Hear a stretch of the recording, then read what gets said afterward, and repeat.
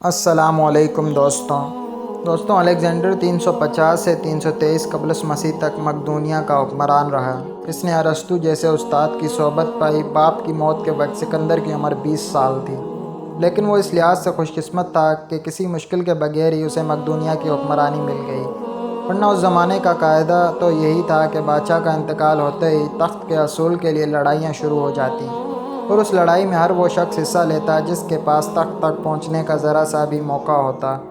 سکندر ایک تو اپنے باپ کا اکلوتا بیٹا تھا، دوسرا اس وقت مقدونیہ کی حکمرانی کا کوئی اور خاص دعوے دار نہیں تھا، لیکن احتیاط کے طور پر سکندر نے ایسے تمام افراد کو قتل کرا دیا جو کسی بھی طرح اسے نقصان پہنچا سکتے تھے، یہاں تک کہ اپنی ماں کے اکسانے پر اس نے اپنی دودھ پیتی سوتیلی بہن کو بھی قتل کر دیا۔ وہ 20 سال کی عمر میں بادشاہ بنا اور 23 سال کی عمر میں مقدونیہ سے نکلا۔ اس نے سب سے پہلے پورا یونان فتح کیا، اس کے بعد وہ ترکی میں داخل ہوا، پھر ایران کے دارالحکومت کو شکست دی اور پھر وہ شام پہنچا۔ اس کے بعد اس نے یروشلم اور بابل کا رخ کیا، پھر وہ مصر سے نکلتا ہوا ہندوستان تک جا پہنچا۔ ہندوستان میں اس نے پورس سے جنگ لڑی، اپنے عزیزان جان گھوڑے کی یاد میں پھالیا شہر آباد کیا، مکران سے ہوتے ہوئے واپسی کا سفر شروع کیا، راستے میں ٹائیفائڈ میں مبتلا ہوا اور 323 قبل مسیح میں 33 سال کی عمر میں بخت نصر کے محل میں انتقال کر گیا۔ دنیا کو آج تک یہی بتایا گیا کہ وہ انسانی تاریخ کا عظیم جرنیل، فاتح اور بادشاہ تھا، اور تاریخ نے اس کے کارناموں کی وجہ سے اسے الیگزینڈر دی گریٹ کا نام دیا، اور ہم نے اسے سکندر اعظم یعنی بادشاہوں کا بادشاہ بنا دیا۔ لیکن آج 21ویں صدی میں پوری دنیا کے مورخین کے سامنے یہ سوال رکھتا ہوں کہ حضرت عمر کے ہوتے ہوئے الیگزینڈر کو سکندر اعظم کہلانے کا حق حاصل ہے؟ میں دنیا بھر کے مورخین کو الیگزینڈر اور حضرت عمر کی فتوحات اور کارناموں کے موازنے کی دعوت دیتا ہوں۔ آپ بھی سوچئے، الیگزینڈر بادشاہ کا بیٹا تھا، اسے دنیا کے بہترین لوگوں نے گھوڑ سواری سکھائی تھی، اسے ارسطو جیسے استاد کی صحبت ملی تھی، اور جب وہ 20 سال کا ہو گیا تو اسے تخت اور تاج پیش کر دیا گیا، جبکہ اس کے مقابلے میں حضرت عمر کے ساتھ پشتوں میں کوئی بادشاہ نہیں گزرا۔ آپ بھیڑ بکریاں اور اونٹ چراتے چراتے بڑے ہوئے، اور آپ نے تلوار بازی اور تیر اندازی بھی کسی اکیڈمی سے نہیں سیکھی۔ سکندر اعظم نے آرگنائزڈ آرمی کے ساتھ 10 برسوں میں 17 لاکھ مربع میل کا علاقہ فتح کیا تھا، جبکہ حضرت عمر نے 10 برسوں میں آرگنائزڈ آرمی کے بغیر 22 لاکھ مربع میل کا علاقہ فتح کیا، اور اس نے روم اور ایران کی 2 سپر پاورز بھی شامل تھیں۔ آج کے سیٹلائٹ، میزائل اور آبدوزوں کے دور میں بھی دنیا کے کسی حکمران کے پاس اتنی بڑی سلطنت نہیں جو حضرت عمر نے نہ صرف گھوڑوں کی پیٹھ پر فتح کی تھی بلکہ اس کا انتظام و انصرام بھی چلایا تھا۔ الیگزینڈر نے فتوحات کے دوران میں اپنے بے شمار جرنیل قتل کرائے، بے شمار جرنیلوں اور جوانوں نے اس کا ساتھ بھی چھوڑا، اس کے خلاف بغاوتیں بھی ہوئیں، اور ہندوستان میں اس کی فوج نے آگے بڑھنے سے انکار بھی کر دیا، لیکن حضرت عمر فاروق کے کسی ساتھی کو ان کے حکم سے سرتابی کی جرأت نہ ہوئی۔ وہ ایسے کمانڈر تھے کہ آپ نے عین میدان جنگ میں عالم اسلام کے سب سے بڑے سپہ سالار خالد بن ولید کو معزول کر دیا، اور کسی کو یہ حکم ٹالنے کی جرأت نہ ہوئی۔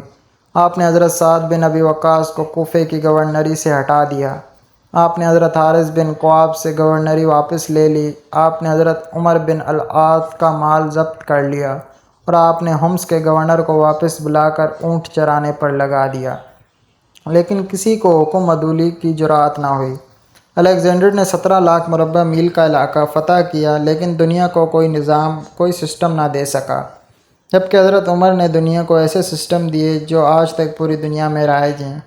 سنہ ہجری کا آغاز کیا، جیل کا تصور دیا، مؤذنوں کی تنخواہیں مقرر کیں، مسجدوں میں روشنی کا بندوبست کرایا، پولیس کا محکمہ بنایا، ایک مکمل عدالتی نظام کی بنیاد رکھی، آب پاشی کا نظام قائم کرایا، فوجی چھاؤنیاں بنوائیں اور فوج کا باقاعدہ محکمہ قائم کیا۔ دنیا میں پہلی بار دودھ پیتے بچوں، معذوروں اور بیویوں اور بے آسرا افراد کے لیے وظائف مقرر کیے۔ آپ نے دنیا میں پہلی بار حکمرانوں، سرکاری عہدیداروں اور والیوں کے اثاثے ڈکلیئر کرنے کا تصور دیا، ناانصافی کرنے والے ججوں کو سزا دینے کا سلسلہ بھی شروع کیا، دنیا میں پہلی بار حکمرانوں کا احتساب شروع کیا۔ فرمایا کرتے تھے کہ جو حکمران عدل کرتے ہیں وہ راتوں کو بے خوف سوتے ہیں۔ قوم کا سردار قوم کا سچا خادم ہوتا ہے۔ آپ کی مہر پر لکھا تھا، عمر نصیحت کے لیے موت ہی کافی ہے۔ حضرت عمر کے دسترخوان پر کبھی 2 سالن نہیں رکھے گئے۔ زمین پر سر کے نیچے اینٹ رکھ کر سو جاتے تھے۔ سفر کے دوران جہاں نیند آ جاتی، کسی درخت پر چادر تان کر سایہ کرتے اور سو جاتے۔ کرتے پر 14 پیوند تھے اور ان پیوندوں میں ایک سرخ چمڑے کا پیوند بھی تھا۔ موٹا کھردار کپڑا پہنتے تھے، نرم اور باریک کپڑے سے نفرت تھی۔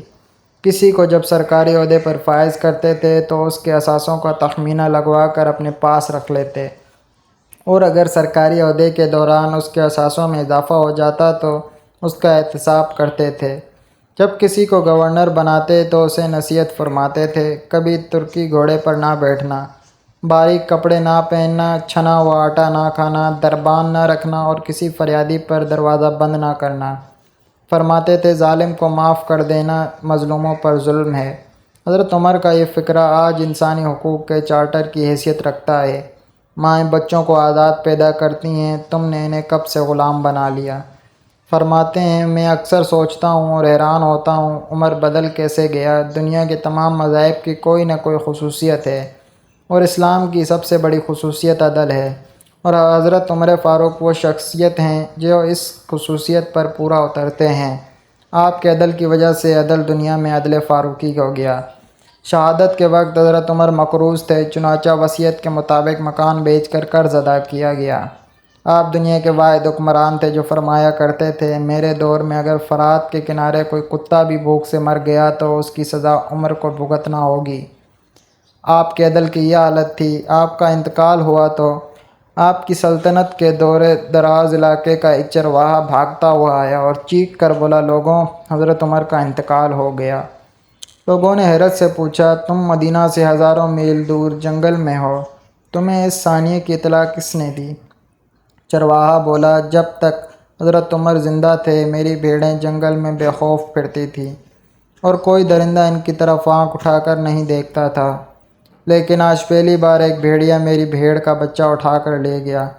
میں نے بھیڑیے کی جرأت سے جان لیا کہ آج دنیا میں حضرت عمر فاروق موجود نہیں ہیں۔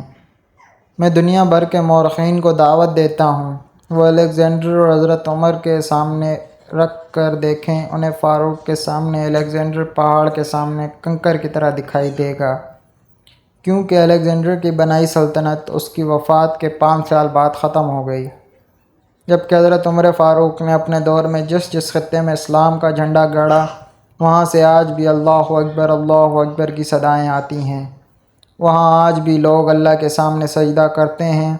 دنیا میں الیگزینڈر کا نام صرف کتابوں میں سمٹ کر رہ گیا ہے، جبکہ حضرت عمر فاروق کے بنائے نظام دنیا کے کسی نہ کسی شکل میں موجود ہیں۔ آج بھی کسی ڈاک خانے سے کوئی خط نکلتا ہے، پولیس کا کوئی سپاہی وردی پہنتا ہے، کوئی فوجی جوان 6 ماہ بعد چھٹی پر جاتا ہے، یا پھر حکومت کسی بچے، معذور، بیوہ یا بے آسرا شخص کو وظیفہ دیتی ہے تو وہ معاشرہ، وہ سوسائٹی بے اختیار حضرت عمر فاروق کو عظیم تسلیم کرتی ہے۔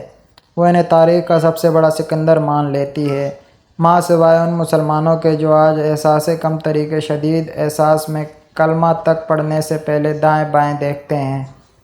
لاہور کے مسلمانوں نے ایک بار انگریز سے سرکار کو دھمکی دی تھی، اگر ہم گھروں سے نکل پڑے تو تمہیں چنگیز خان یاد آ جائے گا۔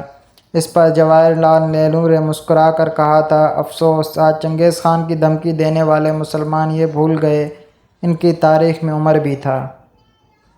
امید کرتے ہیں آپ کو یہ ویڈیو پسند آئی ہوگی۔ لائک کریں، سبسکرائب کریں، شیئر کریں اور بیل آئیکن پریس کریں تاکہ آپ ہماری آنے والی ویڈیو کا نوٹیفیکیشن حاصل کر سکیں۔ اللہ حافظ۔